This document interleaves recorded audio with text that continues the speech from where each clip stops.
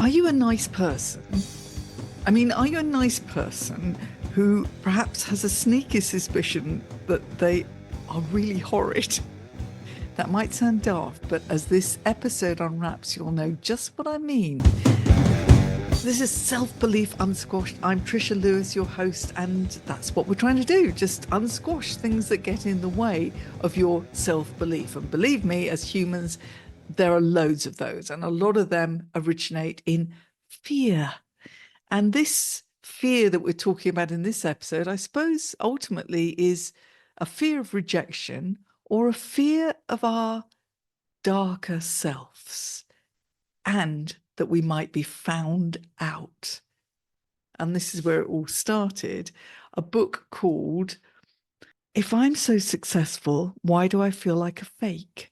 And it's by Harvey and Katz, two researchers who delved into the imposter phenomenon.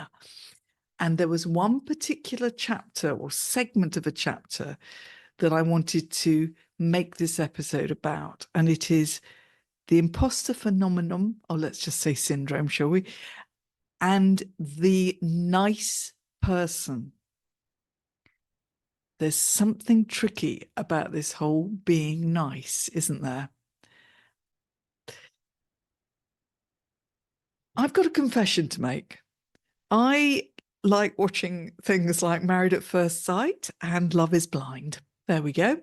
Highly intellectual programs. I fool myself that it's because I like to study human behavior, and I do. And one thing you'll always note in these shows that are all about people fast tracking a romantic relationship is that, to begin with, people are on their best behavior generally. I mean, obviously it's edited for entertainment, but it's the case for ourselves, isn't it? When we are going on a first date or going on an interview or any of those things, that we are putting on our best self to the world. But of course, those relationships in those reality TV programs only really begin to work, if they've got any chance of working, when those couples start being more themselves. And that means inevitably showing their bad moods, showing their quirks and irritabilities, and maybe losing their temper a little bit. Just normal stuff when the mask drops. So what I'm really saying is that in order to develop any kind of relationship to really exist properly, we do have to show our less perfect selves. There are so many examples on TV, in films, in books. You could take people like Elizabeth Bennett in Jane Austen's Pride and Prejudice. You know, we like her because she's more straight talking. She's not perfect, and that in the end gets her the man. We could talk about all sorts of characters in Shakespeare, but let's not go there. We could talk about Betty in Mad Men, if you've ever seen that, the 1950s, 60s perfect housewife married to the very handsome Don Draper, and everything about her is just so tightly perfect. And then we've got in the same program people like Joan and Peggy, who are less perfect. They allow themselves to be more vulnerable. They push themselves out there a bit more. They say no more.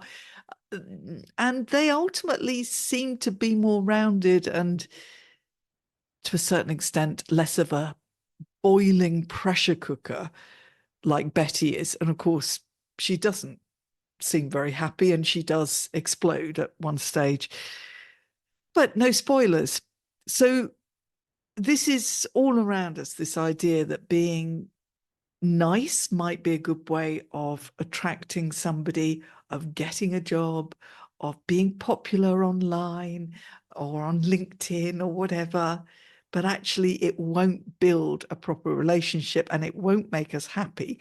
And the more we do it too much, the more we begin to resent ourselves. We don't want to be like this all the time. And then this really weird thing happens. So How come we then turn it around and decide that actually we're total imposters because we're not even remotely nice? We're horrible. Let me read a bit from this book I mentioned by Harvey and Katz, written in 1985. People explain that although the world sees them as being basically nice or good, deep inside they often feel unworthy. These were people that they interviewed, people that they saw as in their consultancies or whatever. So they explained that the world sees them as being basically nice or good. Deep inside, they often feel unworthy, though. Unworthy, mean, hostile, selfish, envious. And well, we all know about the envious one, don't we? And sometimes even evil. They believe that they have deceived others into liking or loving them by showing only nice or good feelings and behavior in public. They keep their terrible emotions and thoughts a shameful secret. People with these types of imposter syndrome feelings assume on an emotional level that thoughts are more real than actions because they're thinking some of these evil things, and we all think them, don't we?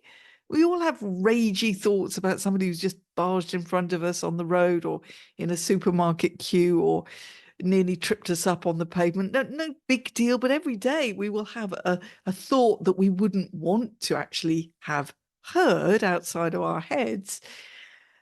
But we're not that thought. That's just a part of being human. So it goes on to say, this is how Anita, aged 44, described her feelings. See if you can relate to this.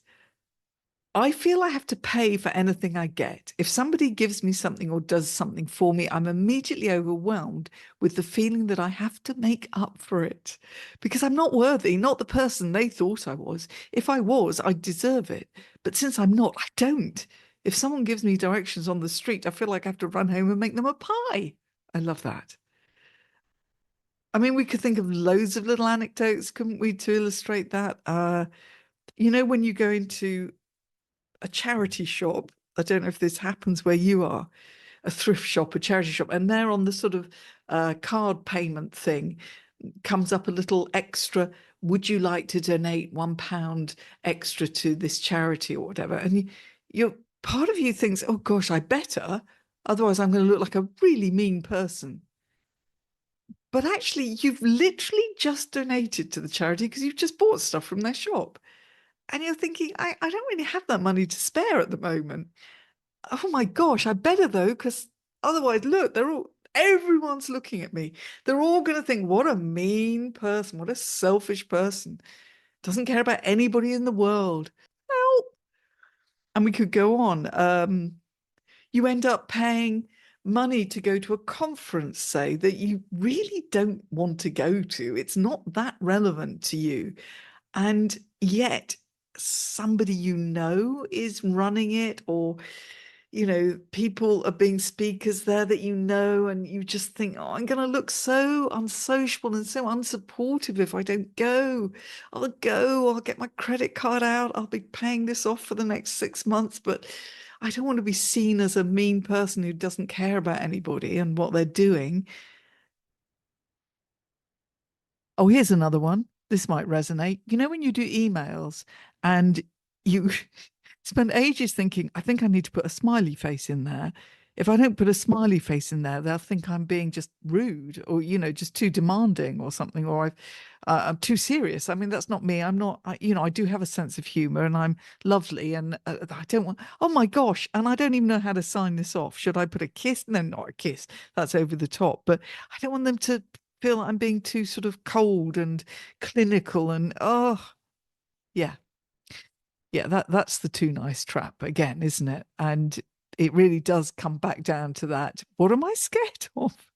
Why are they going to think I'm a horrid person just because I don't put a smiley after every paragraph or lots of exclamation marks?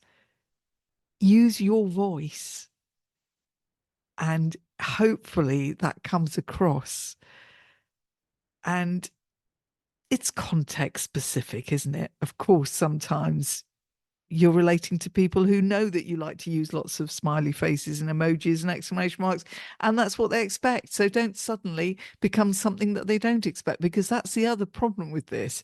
The disconnect, if you are one thing 1 minute and then you're seen as something else the next minute, that's a real freak out in terms of trust. That really gets people concerned. So slight modifications, yes, but don't suddenly become someone else, either too nice or too not nice, whatever it is.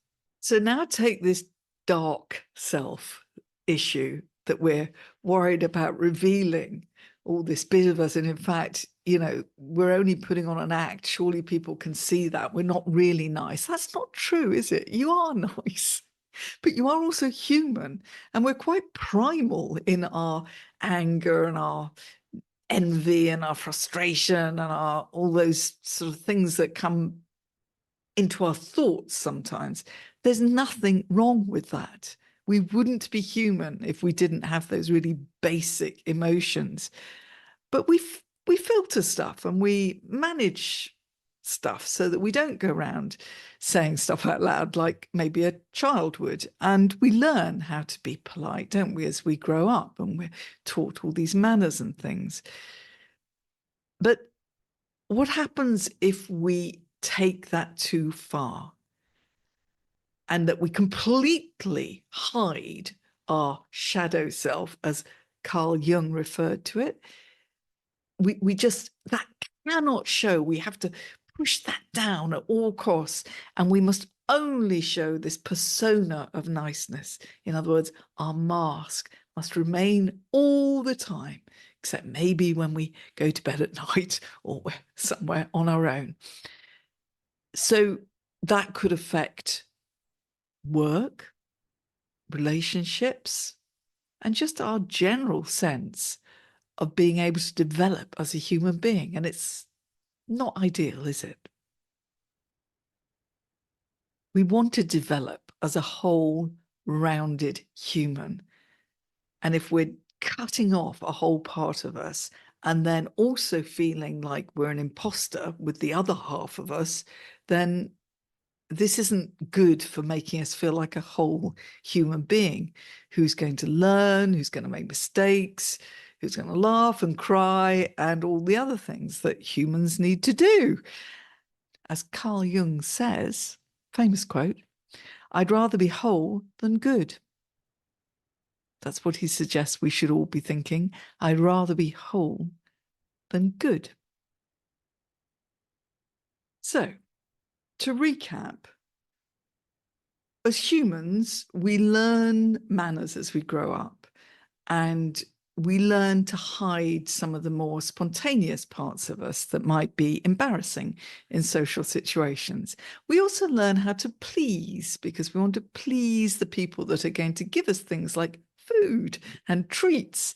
So we learn all that behaviour, and that's fine. That's all part of a fairly natural, evolving human thing. But what about when that just becomes a safety blanket, that we actually dread the idea of moving away from that learnt politeness and niceness because we don't trust that people are going to accept us at all if we show any cracks? Then it becomes a problem. That's the too nice trap. That's when we can't express any opinions for fear that they're going to rub somebody up the wrong way. They might offend somebody. And I'm not talking about offensive opinions. I'm just talking about opinions where you don't speak up at a meeting or at a debate or on a panel or whatever it is, because you're worried that it's going to look like you're being too pushy. You need to let everybody else speak first. Well, of course you can be too pushy. Of course you can be the big blabbermouth that won't let anybody else get a word in, and that's not good. But neither is it good to go down the other end of that spectrum and be over polite about letting everybody speak first. Or maybe you're just going to nod and agree with everybody. And we don't want that, do we? Because that's not going to make for a very interesting debate, discussion, or meeting. So it's generally going to hold you back if you get so obsessed with holding on to this persona that you feel people accept. And the thing is that you actually haven't really tested them out, have you? So you don't know what they're thinking. You just think you do. But actually, given an opportunity to see a more rounded version of you that is more, able to express some opinions, more able to be a bit moody occasionally, more able to get a bit stroppy about something, or even, just to laugh at something and in a sort of non-professional way, any of those things that make you a whole human being. How do you know that those people wouldn't love to see that? You don't. You're just assuming. You're just so wrapped up in this idea that the only version of you that is acceptable is this lovely, nice one, that you're not even giving people a chance to prove you wrong. And that's the problem. For me, a lot of it is, I think, to do with my persona as a humorous person, as a warm, humorous person. And if I show a more serious side, if I get a little bit too, I don't know, a bit too academic, a bit too, right, this is a very serious matter, very, very, a bit too corporate, a bit too any of those things, even if it's the tiniest little bit that is probably needed for that occasion, I still worry that people are suddenly going to reject me. Oh, we thought Trisha was this lovely, warm, cuddly, funny person, But actually, I'm aware, looking back at some of the videos that I did when I first set up my coaching business, that I was too warm and fluffy in some of them. And I had really good, serious advice, tips, insights to deliver. And I could have done it with a smile, but maybe toned down the humor, the fluffiness, the loveliness a little bit. So that's something I've had to work on. And I think if you put into that mix whatever your thing is that you're holding on to as being the persona that you think everybody likes, and think, oh, do I turn that up too high? Could I risk turning that back down a little bit? So a good way of describing this is, I just mentioned sort of spectrum. So if you imagine assertiveness, now some people think assertiveness is a bad thing. It sort of has a image of being a bit bossy, a bit up yourself, a bit, demanding, dominating. Well, actually, the official spectrum is passive at one end, aggressive at the other end, and assertive in the lovely sweet spot in the middle. So we've got an illusion about assertiveness that we need to ditch. Assertiveness requires strength and warmth. It requires a mix for you to be clear, for you to be heard and engaged with, and all those things. It requires that mix. And the same applies to being nice and being real, honest. It requires a mix, a blend. When I'm talking about soft and hard, warm and strong, and all of those mixes that we're trying to go for, I first started really delving into this when I read a book called Compelling People: The Hidden Qualities That Make Us Influential by John Neffinger and Matthew Kohut. And I still recommend this book. I've had it really to hand for many years. So where do we go with this? Well, before I wrap up with a couple of perhaps experiments that you could try, I'm just going to lift this huge and very serious book up called The Laws of Human Nature by Robert Greene. And there's one of the laws, because it goes through quite a few, is the law of repression. And that's really what we were talking about with this Carl Jung shadow self, this dark side. And I'd just like to read this initial paragraph. Ready? Robert Greene has written some great books. I'll reference, obviously.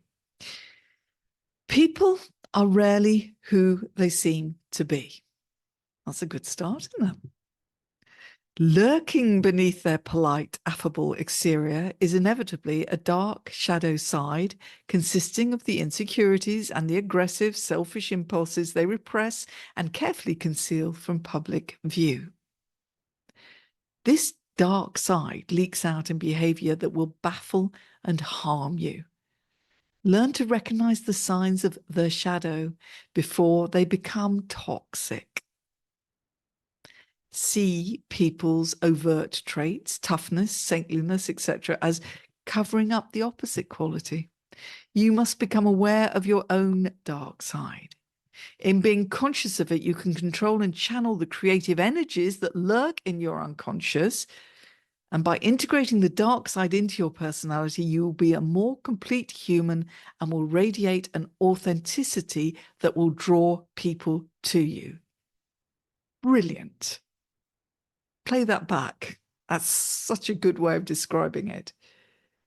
So he talks about creative energy, and that's really crucial because some of that darker side, that shadow self that you think you've got to keep repressed, is a very important part of energy, creativity, spontaneity, instinct,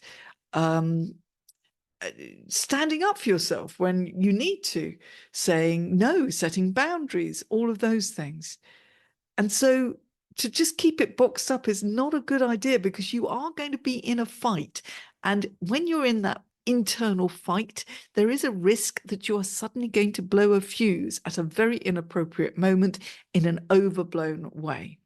So by regulating and keeping those dark and wonderful, nice sides assimilated rather than divided, you might avoid those tensions that result in this pressure cooker blowing. So I suppose that's the task, really, is instead of denying your darker sides, we've all got them. We're human. So number one, you are not your thoughts. So you don't have to have this odd feeling that you, just because you've had a slightly horrid thought, that makes you a horrid person. Not happening. We're all doing it all the time. Normal. And then having recognized that, so you're now going to get those darker bits of you, the shadow bits of you, if you like, which have plenty of positives in them, out on the forensics table, as I like to say, and become your detective self and think, okay, so I tend to get a bit thingy about that, and I get a bit angry, and I can get a bit stroppy about this, and those various things that you think shouldn't be shown to the world, and think, but actually there's a positive side to that. How could I take that and actually put it to use in a good, healthy, creative, motivating, helpful way?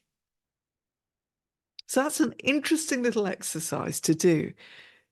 But at the core of that is what I nearly always say, self-awareness and taking some of the emotional muddle out of your thinking, which happens with things like imposter syndrome and self-squashing and all of that, and just being more forensic, thinking, okay, this is that, that's this, but could be this, couldn't it? And maybe I just need to turn this bit up and turn that bit down, and then, yeah, you're in charge of your mixer board.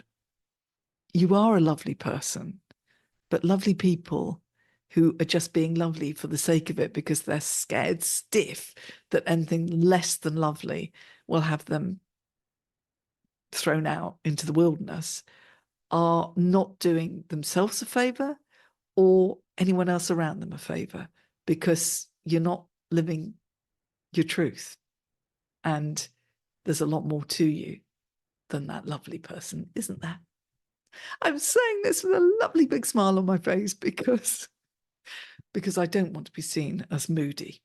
Right, okay. Actually, I've got a splitting headache. I'm still recovering from a cold. So yeah, blow it. That's enough for now. I can't be bothered. Okay, stay curious and unsquashed. Thank you very much. Next episode coming soon. Bye.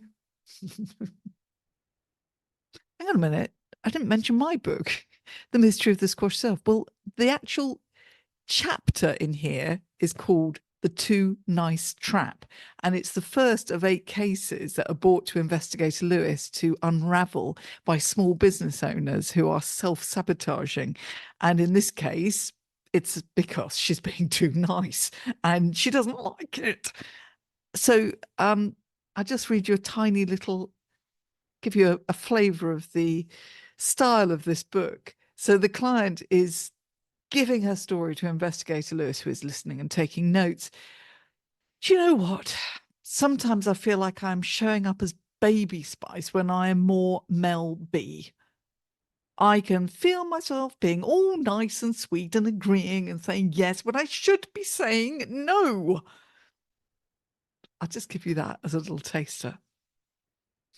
I mentioned a book at the beginning by Harvey and Katz, and in it there is this test that you can do, and it's the Harvey IP scale.